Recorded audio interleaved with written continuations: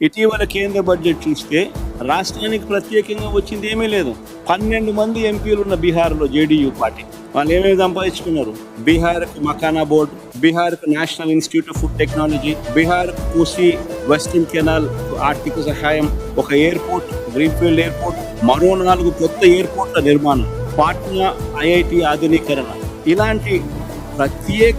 ఇలాంటి ప్రాజెక్టులన్నీ ఈ రాష్ట్రానికి వచ్చాయి. మరి చంద్రబాబు నాయుడు గారు ఏం సాధించినారు? ఈరోజు ఇదే గుంటూరు మిర్చి యార్డులో రైతులు పండించిన మిర్చి పంటకు కనీసం 10-11 వేల రూపాయల డబ్బులు కూడా రావడం లేదు. రైతులు కష్టపడి తాము పండించిన పంటను అమ్ముకోలేని పరిస్థితిలో రైతులు ఈ రోజు ఉన్నారు. నిరుద్యోగులందరికీ కూడా 3,000 రూపాయలు నిరుద్యోగ భృతి అన్నాడు. 20 లక్షల ఉద్యోగాలు వచ్చేదాకా 3,000 రూపాయలు నిరుద్యోగ భృతి అని చెప్పుకొచ్చాడు. గత ఏడాది బడ్జెట్ లో కూడా ఆ నిరుద్యోగ భృతి 20 లక్షల మందికి ఇంటూ 3,000 రూపాయలు అంటే దాదాపుగా 7,200 కోట్లు. దీనికి సంబంధించిన ప్రస్తావన అసలు పెట్టలేదు. ఈ సంవత్సరం బడ్జెట్ లో ఏమైనా పెట్టాడంటే అది లేదు. అరటికి సంబంధించి రాష్ట్రంలోనే అత్యధిక సాగు చేస్తా ఉన్న ప్రాంతం ఏదైనా ఉంది అని అంటే అరటి సాగులో పులివెందుల రాష్ట్రంలో నెంబర్ 1.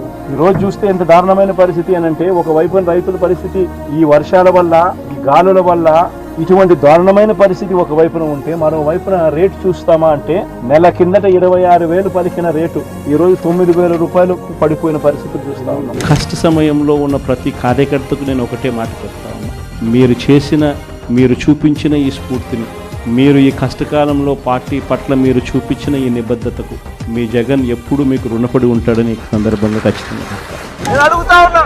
ఇదే రాష్ట్రంలో మొన్నటికి మొన్న 57 చోట్ల ఎన్నికలు జరిగాయి. 7 చోట్ల చంద్రబాబు నాయుడు గారికి వాతావరణం సరిగ్గా లేదు అని, తాను గెలిచే పరిస్థితి ఎక్కడా కూడా కనిపించడం లేదు అని, ప్రలోభాలు పెట్టడానికి ఇంకా సమయం కావాలి అని ఏకంగా 7 చోట్ల ఎన్నికలు చంద్రబాబు నాయుడు గారు పోస్ట్పోన్ చేయించారు. 50 చోట్ల ఎన్నికలు జరిగితే ఏకంగా 39 చోట్ల వైఎస్ఆర్సీపీ గెలిచింది. ఈ 57 చోట్లైనా కూడా చంద్రబాబు నాయుడు గారికి బలం లేదు.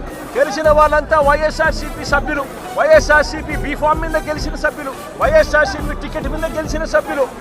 మరి ఇలాంటి చోట చంద్రబాబు నాయుడు గారికి బలం లేదని తెలిసి ఎందుకు చంద్రబాబు నాయుడు గారు హింసను ప్రోత్సహిస్తూ, ప్రలోభాలను ప్రోత్సహిస్తూ, భయపెట్టిస్తూ, పోలీసులను తన దగ్గర పనిచేసే వాచ్మెన్ల కన్నా హీనంగా కూడా వాడుకుంటూ ఎందుకు చంద్రబాబు నాయుడు గారు దిగజారిన రాజకీయాలు ఎందుకు చేస్తా ఉన్నారు? చంద్రబాబు నాయుడు గారిని అడుగుతా ఉన్నా. విశాఖపట్నం లాంటి పెద్ద నగరాల్లో ఏం చేస్తా ఉన్నారు? రూపాయికి ఇడ్లీ వస్తుందో లేదో నాకు తెలియదు, కానీ రూపాయికి చంద్రబాబు నాయుడు గారి హయాంలో తన బినామీలకు మాత్రం 3,000 కోట్ల రూపాయల భూములు మాత్రం ఇస్తారు. ఈ టేబుల్ను ఒక 10 నిమిషాలు అట్టే పెడతా, 5 నిమిషాలు పెడతా. అంతా చూడండి టేబుల్. 2018 నుంచి 2019 మధ్య చంద్రబాబు చివరి సంవత్సరం 3,84,00,000 కోట్ల 3.84 కోట్ల కేసులు లిక్కర్ అమ్మకాలు జరిగితే, బేర్ అమ్మకాలు 2.77 కోట్ల కేసులు. ఆ 5 సంవత్సరాల చంద్రబాబు నాయుడు గారి పాలనను ఒకసారి చూడండి. 2014 నుంచి 2019 దాకా లిక్కర్ సేల్స్ ఎలా ప్రతి సంవత్సరం పెంచుకుంటూ పోయాడో ఒకసారి గమనించండి.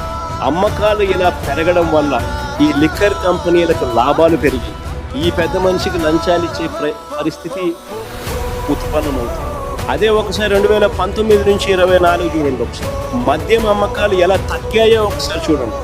మామూలుగా ప్రతి సంవత్సరం చంద్రబాబు నాయుడు గారి హయాంలో ప్రతి సంవత్సరం ఇంతకు ముందు సంవత్సరం కన్నా 15% పెరుగుతూ పోతూ ఉంటే, వైఎస్ఆర్సీపీ హయాంలో ఆయన చివరి సంవత్సరంలో ఉన్న లిక్కర్ కూడా వైఎస్ఆర్సీపీ చివరి సంవత్సరంలో కూడా లేదు.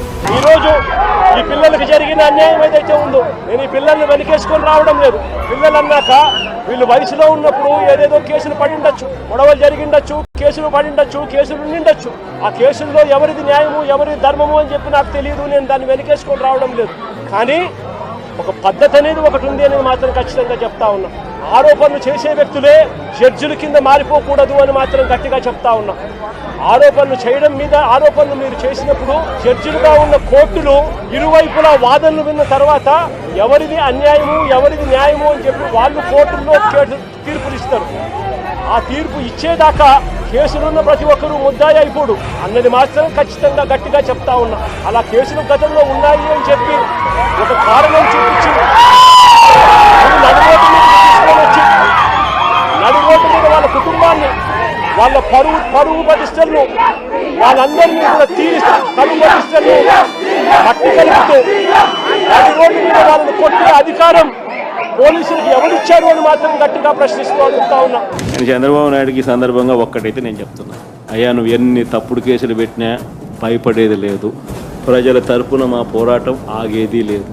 మొట్టమొదటిసారిగా బహుశా రాష్ట్ర చరిత్రలో ఎప్పుడు జరిగి ఉండదు, బూతుల్లో పార్టీకి సంబంధించిన ఏజెంట్ లేకుండా వైఎస్ఆర్సీపీ ప్రతిపక్ష పార్టీ పులివెందుల రూరల్లో జరిగిన జెడ్పీటీసీ స్థానానికి జరిగిన ఎన్నికల్లో 15 బూతుల్లో ఉన్న 15 బూతులకు ఎన్నిక జరిగి రూరల్ మండలంలో 10,600 ఓట్లకు సంబంధించిన ఎన్నిక.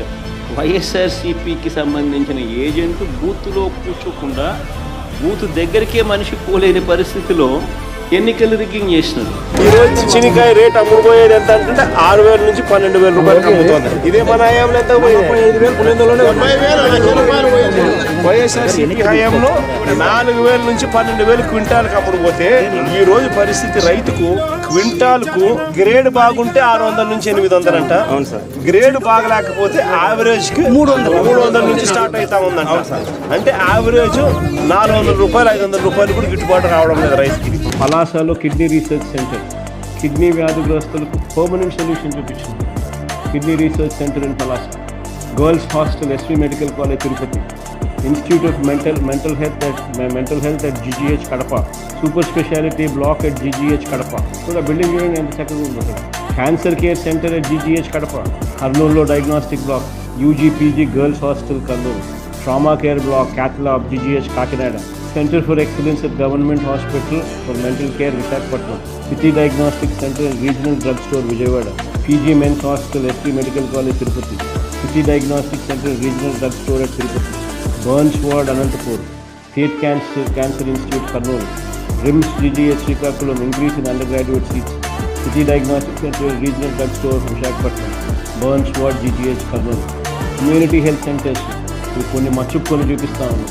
పిహెచ్సిలు, విలేజ్ క్లినిక్లు, అర్బన్ క్లినిక్స్ మచ్చుకొని చూపించాం. మేము చెప్పుకోవడం మా చేత కదా, అది మా ప్రాబ్లం.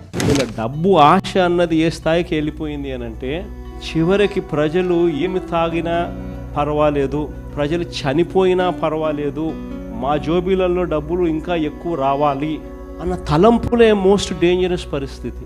కల్తీ మద్యం కుటీర పరిశ్రమలుగా ఏకంగా వీళ్ళు కల్తీ మద్యం తయారు చేసే ఫ్యాక్టరీలు పెట్టించేసేసి వీళ్ళే క్వాలిటీ లేని లిక్కర్ను.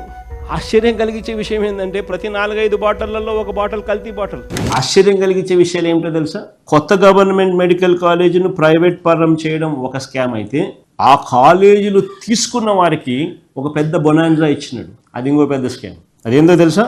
ఈ కాలేజీలు ప్రైవేట్ పరం అయ్యాక అందులో పనిచేస్తా ఉన్న సిబ్బందికి గవర్నమెంట్ జీతాలు ఇస్తాడంట. ఒక్కో టీచింగ్ హాస్పిటల్లో మామూలుగా నెలకు ఒక 550 బెడ్ హాస్పిటల్, 550 బెడ్ హాస్పిటల్ ఎంత ఖర్చు అవుతుంది అని చెప్పి చూస్తే approximately 5 to 6 crores per month ఖర్చు అవుతుంది సాలరీస్. అంటే సంవత్సరానికి 60-70 కోట్లు, 2 ఏళ్లకు 140 కోట్లు ఈయన ఇస్తున్నాడు.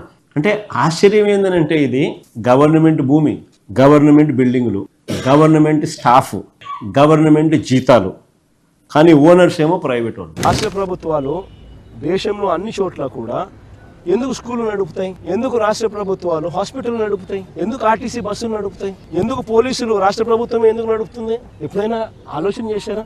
కారణం ఏమిటంటే రాష్ట్ర ప్రభుత్వమే స్కూళ్ళు నడపకపోతే, రాష్ట్ర ప్రభుత్వమే హాస్పిటల్ నడపకపోతే, రాష్ట్ర ప్రభుత్వమే ఆర్టీసీ బస్సులు నడపకపోతే పేద మధ్య తరగతి వాళ్ళు ప్రైవేట్ ఎక్స్ప్లాయిటేషన్ కు లోనై వాళ్ళు అఫోర్డ్ చేయలేని పరిస్థితిలోకి ఈ బేసిక్ నెసెసిటీస్ అన్ని వెళ్ళిపోతాయి. అందుకనే ఏ రాష్ట్ర ప్రభుత్వం అయినా కూడా తమ వంతు బాధ్యతగా తీసుకొని ఇవన్నీ నడుపుతారు. స్కూళ్ళు కానీ, హాస్పిటల్ కానీ, పబ్లిక్ ట్రాన్స్పోర్ట్ లో ఉన్న ఆర్టీసీ బస్సులు కానీ, లా అండ్ ఆర్డర్ ను పరిరక్షించే పోలీస్ వ్యవస్థ కానీ అన్ని ప్రైవేటైజేషన్ చేసుకుంటా పోతా ఉన్నాము అని అంటే అసలు ఇంకా ప్రైవేట్ ఎక్స్ప్లాయిటేషన్ కు చెక్ అనేది ఎక్కడ ఉండదు. పేదవాడికి, మధ్యతరగతి ప్రజలకు సేవలు అనేటివి ఎక్కడ అందుబాటులో ఉండవు. అందరూ కూడా ప్రైవేట్ ఎక్స్ప్లాయిటేషన్ కు లోనై సేవలు పొందాలి అని అంటే ఆస్తులు అమ్ముకోవాల్సిన పరిస్థితి లేకపోతాయి.